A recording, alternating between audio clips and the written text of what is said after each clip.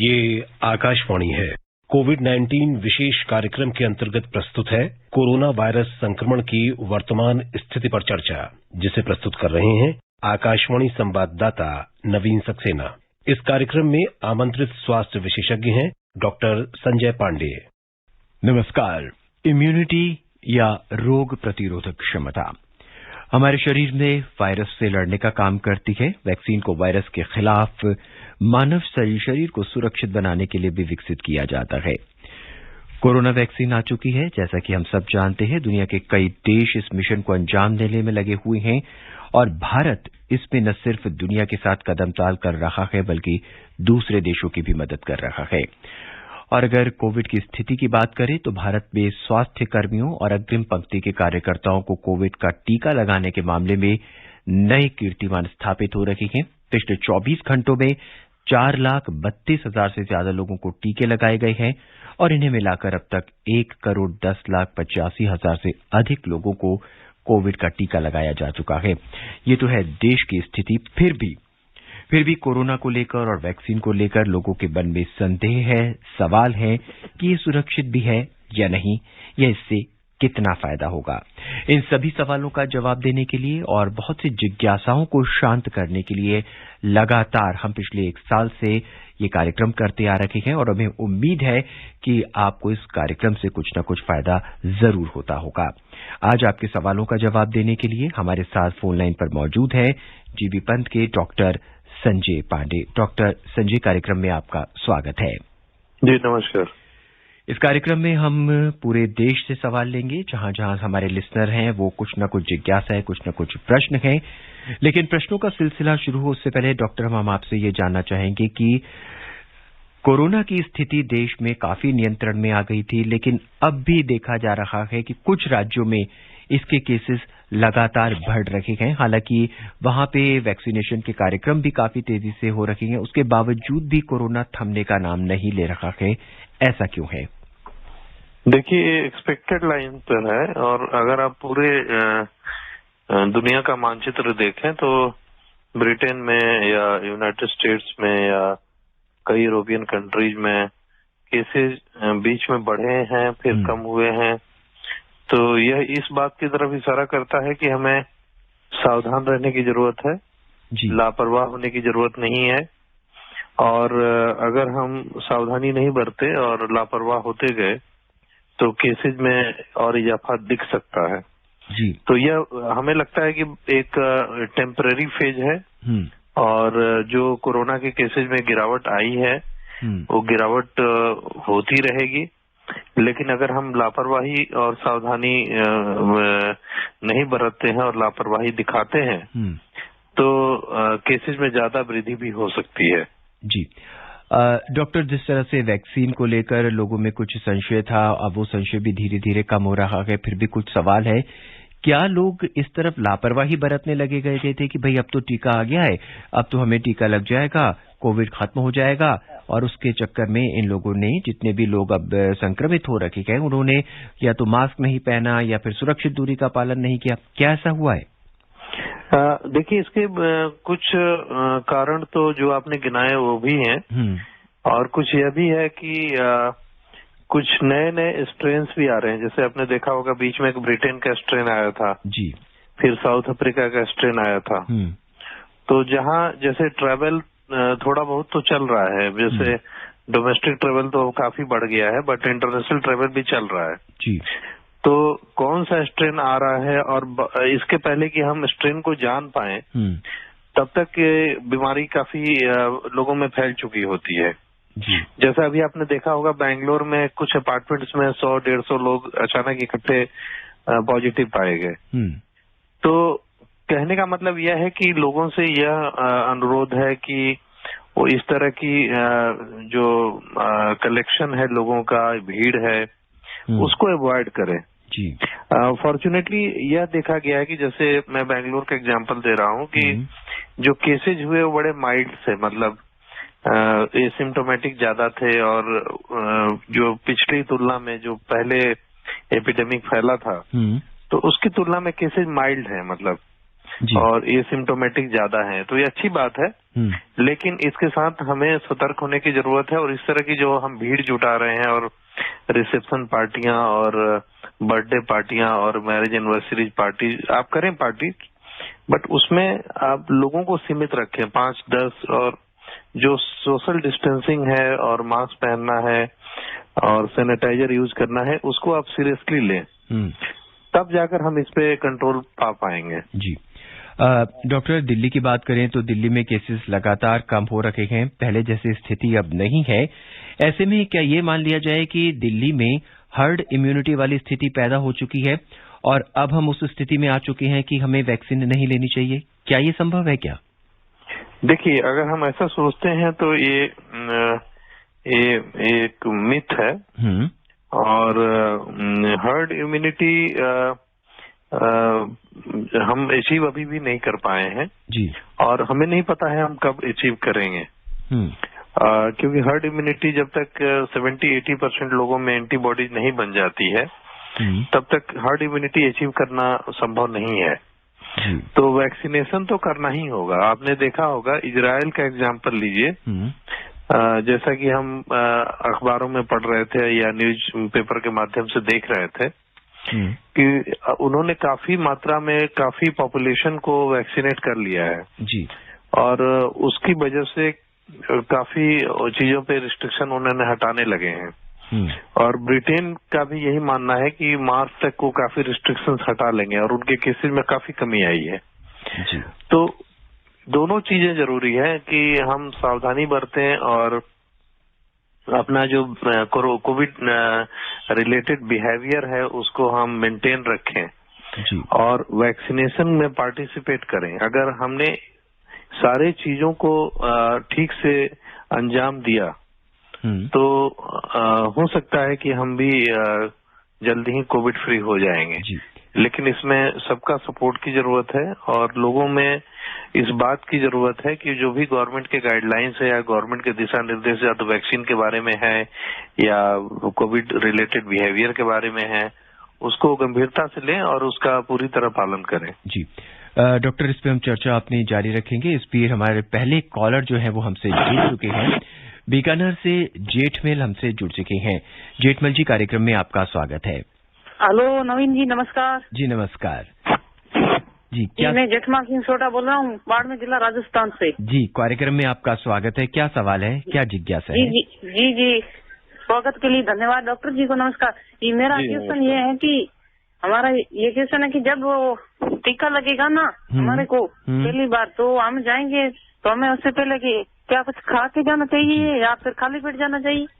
Doctor साहब ये जानना चाहते हैं कि जब वैक्सीनेशन की बारी इनकी आए तब इन्हें वैक्सीनेशन लेने से पहले क्या सावधानियां बरतनी चाहिए? देखिए, वैक्सीनेशन लेने से पहले सबसे जो जरूरी सावधानी है कि अगर इनको पास्ट में किसी चीज से एलर्जी रही हो तो उसके बारे में सूचित करें। जी, सबसे इम्पोर्टेंट वही है। बाकी तो कोई ऐसी खास सावधानी की जरूरत नहीं है। और इन्होंने पूछा एक सवाल कि क्या खाली पेट जाना है? नहीं, खाली पेट नहीं जाना है। आप अपना ब्रेकफास्ट वगैरह करके जाएं और खाली पेट जाने का कोई मतलब नहीं है जी। तो अगर आप ब्रेकफास्ट करके जाते हैं और अगर आपको जैसे जिस समय का भी समय मिलता है, शाम का समय मिलता है या सुबह का समय मिलता है, तो आप अपना लंच ब्रेकफास्ट करके जा सकते हैं, उसमें कोई ऐसी बात नहीं है जी। लेकिन अगर कोई एलर्जी है या कोई अंडरलाइंग डिजीज है या कोई उस समय फीवर आपको है या कोई सर्दी जुकाम है तो इसकी सूचना दें। अगर आपको पास्ट में कोविड हुआ है तो उसकी सूचना दें और सारी सूचना देने के बाद वैक्सीन पूरी तरह से सेफ है और जिस दिन आपका वैक्सीनेशन डे हो उस दिन जरूर जाएं। आइए अब अपने दूसरे श्रोता को हम फोन लाइन पर लेते हैं। रेशम लाल हमसे जुड़ चुके हैं मधेपुरा से। रेशम लाल जी, कार्यक्रम में आपका स्वागत है। जी सर, नमस्कार। जी सर, नमस्कार। क्या जिज्ञासा है आपकी? हम ये बात बता रहे थे सर, अब तो जी कोरोना का कहर कुछ डाउन हुए है। आप तो बच्चे कह रहे थे जी, आप बच्चे के साथ एक जगह सो सकते हैं ना सर? जी डॉक्टर साहब, ये जानना चाहते हैं कि कोरोना का जो कर्व है वो अब डाउन हो चुका है, अब ये लोग क्या किसी पार्टी में सम्मिलित हो सकते हैं या इकट्ठा एक छत के नीचे क्लोजली बैठ सकते हैं, ये जानना चाहते हैं। देखिए, अभी हमने आपसे कहा प्रोग्राम के माध्यम से कि आप सोशल गैदरिंग में जाएं, लेकिन कोविड रिलेटेड जो बिहेवियर है उसको फॉलो करें जी। और मैंने एक बेंगलोर का एग्जांपल दिया। बेंगलोर का एग्जांपल मैंने इसीलिए दिया कि लोग एक अपार्टमेंट में 100-150 लोग इकट्ठे होते हैं और उसमें सारे पॉजिटिव पाए जाते हैं। तो अगर आप इस तरह की किसी भी जगह पे इकट्ठे होते हैं तो ऐसा हो सकता है कि कोविड से मैक्सिमम केसेस एसिम्प्टोमेटिक हो, लेकिन उसमें कुछ पेशेंट ऐसे हो सकते हैं जिनको अंडरलाइंग डिजीज हो और उसकी वजह से उसमें सीरियस सिम्टम्स आ सकते हैं जी। तो यह आपका फर्ज बनता है कि आप कहीं भी जाएं, आप वहां भीड़ भाड़ ना लगाएं। आप 5-10 मिलकर भी कोई फंक्शन कर सकते हैं, तो उसका पालन करें पूरी तरह से। आइए रामपुर से अमरजीत सिंह जी का सवाल जान लेते हैं। अमरजीत जी, कार्यक्रम में आपका स्वागत है। सर नमस्कार। नमस्कार, क्या सवाल है आपका? सर मेरा सवाल ये है, जैसे हम किस घर से बाहर जा रहे हैं या गाड़ी में या कोई मतलब रोडवेज में, तो सर हम कोई चौराहे पे मास्क लगा कर जा रहे हैं तो कुछ व्यक्ति पास में होकर गुजर भी रहे हैं और एक दूसरे से चिपट कर बैठ भी रहे हैं। तो अक्सर कुछ व्यक्तियों के अंदर ये आदत देखने को मिलती है कि कुछ व्यक्ति हम मास्क लगा रहे हैं तो उन्हें ये दिखाई देता है कि ये अजीब सा व्यक्ति मास्क अब भी क्यों लगा रहा है। तो उन व्यक्तियों के लिए आप क्या कहना चाहे? डॉक्टर साहब, यात्रा के दौरान इन्होंने तो मास्क लगाया हुआ है, लेकिन कुछ और व्यक्ति जो इनके साथ यात्रा कर रखे हैं उन्होंने मास्क नहीं लगाया हुआ, तो वो दूसरों पर कमेंट करते हैं कि भाई आपने मास्क क्यों लगाया गया हुआ है, आप क्यों इतना डर रहे हैं, क्या ये सही है? देखिए, इनको मैं यह सुझाव दूंगा कि इनको कमेंट करना चाहिए और इनको पूछना चाहिए कि आपने क्यों नहीं मास्क लगाया है। तो क्योंकि हमारी जिम्मेदारी सिर्फ अपनी नहीं है, हमें अपने समाज के बाकी लोगों की भी जिम्मेदारी है जागरूक करने की। और अगर इन्होंने मास्क लगाया है और सामने वाले ने नहीं लगाया है तो इन्हें पूछना चाहिए जी, और इन्हें लोगों को जागरूक करना चाहिए जी। आपको कोरोना के प्रति जागरूक होना है और दूसरे लोगों को भी जागरूक करना है और उन्हें बताना है कि सुरक्षित दूरी, बार बार हाथ धोना और मास्क लगाना कितना जरूरी है। डॉक्टर साहब, किसी व्यक्ति का नंबर आता है वैक्सीनेशन के लिए, हालांकि वो सही है लेकिन वो किडनी के मरीज हैं, डायलिसिस पे हैं, और कुछ लोग ऐसे हैं जो खून पतला करने की दवा ले रखे हैं। क्या ऐसे मरीजों को कोरोना की वैक्सीन दी जा सकती है? देखिए, यह आपको अपने डॉक्टर से डिस्कस करना होगा, क्योंकि इसमें कई सारे पहलू होते हैं। जैसे जो सबसे इम्पोर्टेंट पहलू क्या है, आपने कहा खून पतली करने की दवा दी जा रही है जी। तो खून पतली करने की दवा देते समय हम एक मॉनिटरिंग करते हैं, उसको कहते हैं PTINR जी, प्रोथ्रोम्बिन टाइम, और उसकी एक रेशियो कैलकुलेट करते हैं जिसको हम INR रेशियो कहते हैं। तो अगर रेशियो एक पर्टिकुलर लेवल से ज्यादा होता है तो उसमें ब्लीडिंग के चांसेस ज्यादा होते हैं जी। तो अगर कोई इंसान खून पतली करने की दवा ले रहा है और वो वैक्सीनेशन में उसको ब्लीडिंग होती है या कोई लोकल हेमेटोमा बनता है तो एक उस समय परेशानी वाली स्थिति हो सकती है।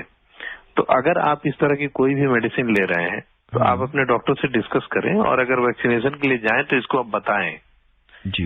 तो इसकी आपकी जानकारी की बेसिस पे आपको सुझाव दिया जाएगा कि आपको कोई टेस्ट करके आने की जरूरत है या नहीं आने की जरूरत है जी। मैक्सिमम मामलों में कोई टेस्ट करने की जरूरत नहीं होती है, लेकिन कुछ मामलों में जरूरत हो सकती है। जैसा कि आपने डायलिसिस का एग्जांपल दिया, तो डायलिसिस में भी इसी तरह की प्रॉब्लम आ सकती है कि पेशेंट को कोई और अंडरलाइंग मेडिकल डिसऑर्डर हो सकते हैं।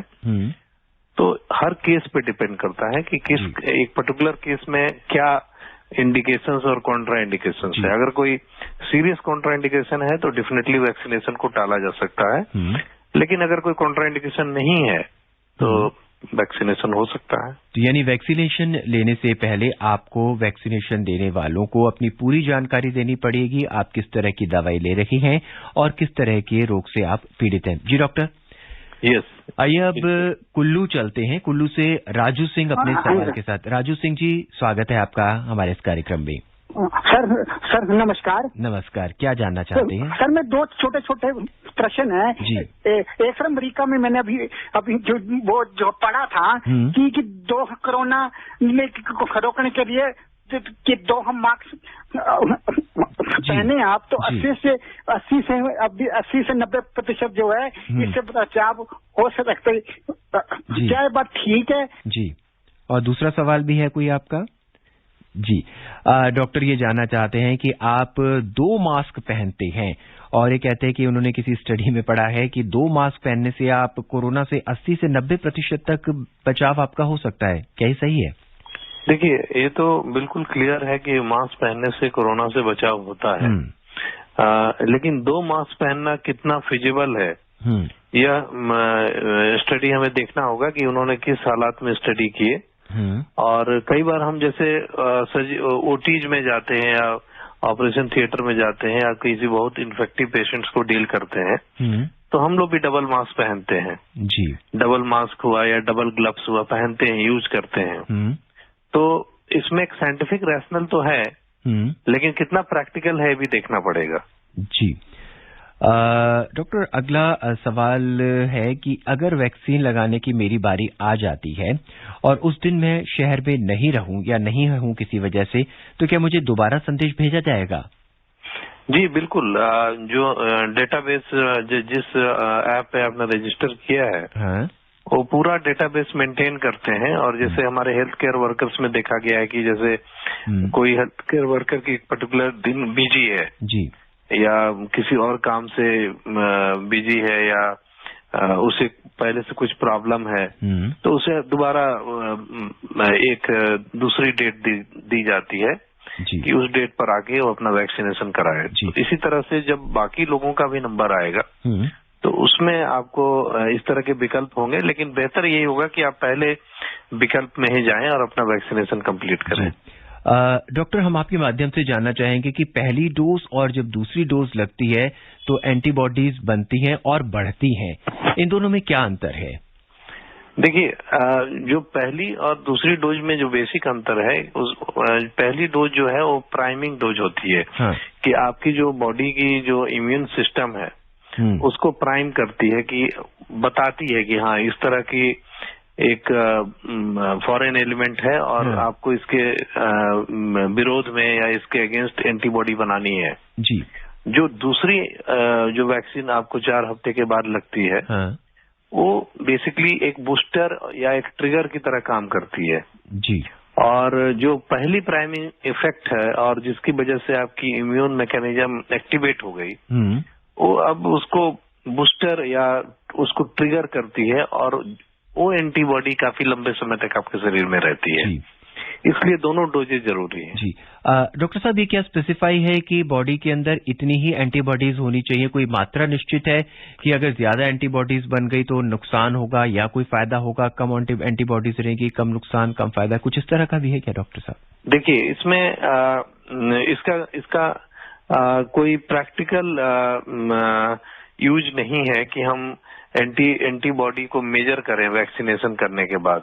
हाँ, एक पर्टिकुलर इंडिविजुअल्स में या एक स्पेसिफिक ग्रुप में कई बार करनी पड़ती है, लेकिन जब भी हम इस तरह के कम्युनिटी लेवल में वैक्सीनेशन करते हैं तो उसमें एंटीबॉडी को मेजर नहीं करते हैं, क्योंकि ये प्रैक्टिकल नहीं है और इसका कोई बहुत ज्यादा इसकी कोई बेनिफिट भी नहीं है। और जो आपने कहा कि एक पर्टिकुलर लेवल होता है एंटीबॉडी का, ऐसा कुछ नहीं होता है।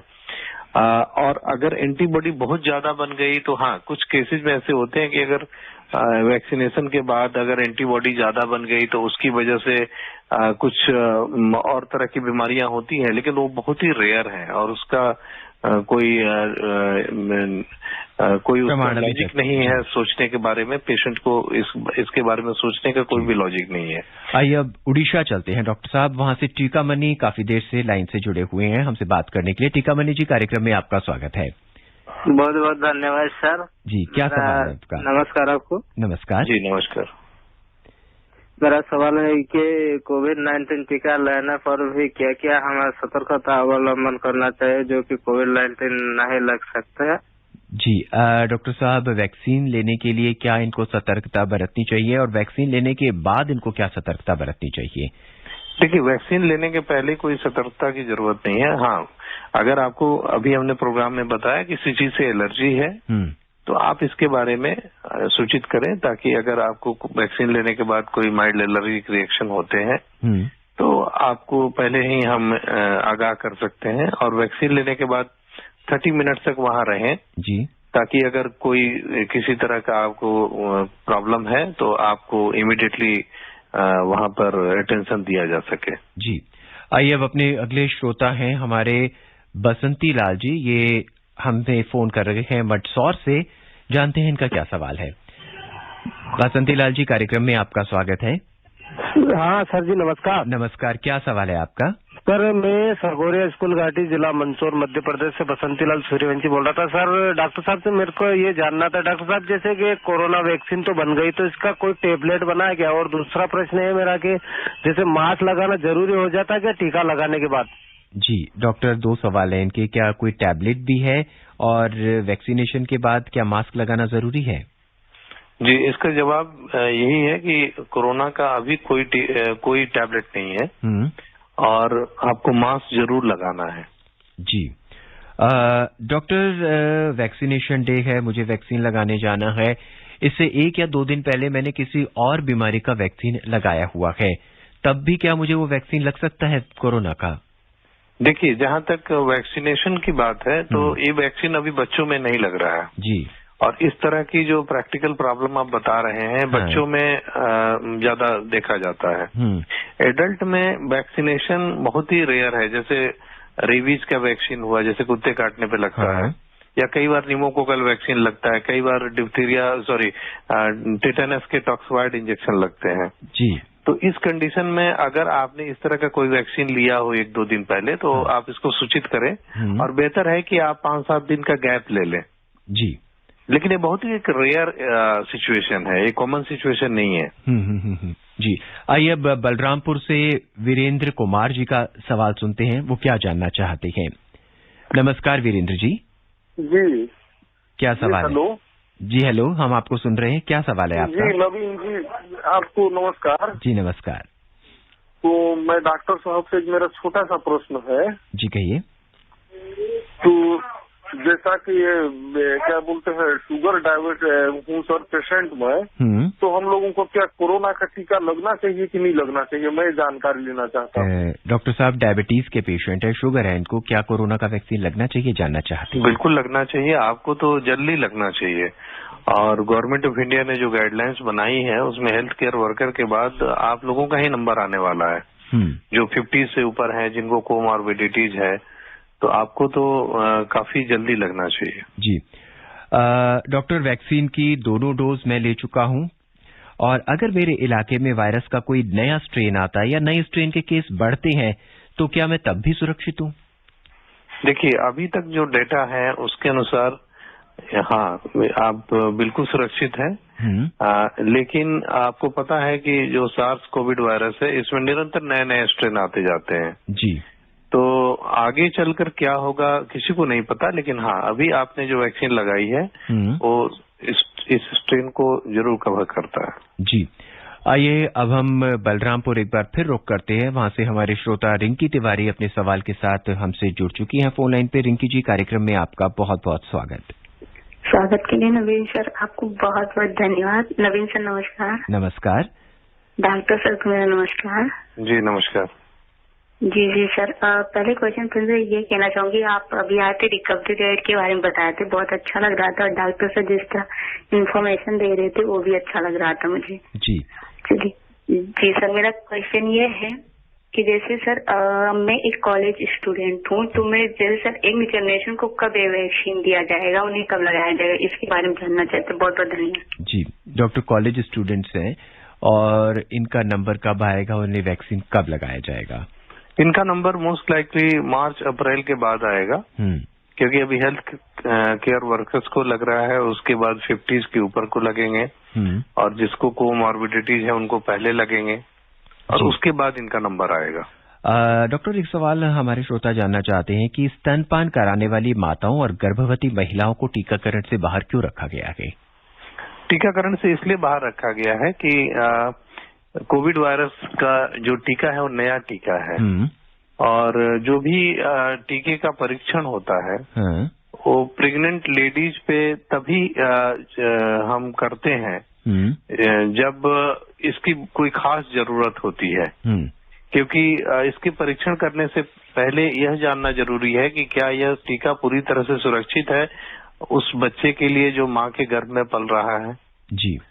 तो अगर इसमें जरा भी साइड इफेक्ट की कोई गुंजाइश होती है या हमें इसके बारे में कोई जानकारी नहीं है तो हम उस ग्रुप को एक्सक्लूड कर देते हैं। जी। और उस ग्रुप के लिए बाद में स्टडीज होगी या जो स्टडी हो चुकी है उसके डेटा को बाद में एनालाइज किया जाएगा और उसके बाद हो सकता है कि टीके को अप्रूव किया जाए। जी। लेकिन अभी हमारे पास ऐसे एविडेंसेज नहीं है कि यह टीका पूरी तरह से उस ग्रुप के लिए सुरक्षित है। जैसे कि आपने देखा होगा कि बच्चों में भी टीकाकरण अभी अप्रूव नहीं है। तो इसका यही रीजन है कि हमें यह नहीं पता है कि उसमें क्या साइड इफेक्ट हो सकते हैं। डॉक्टर संजय, अब रामपुर से रियान का सवाल सुनते हैं, वो क्या जानना चाहते हैं। मोहम्मद रियान, क्या सवाल है आपका?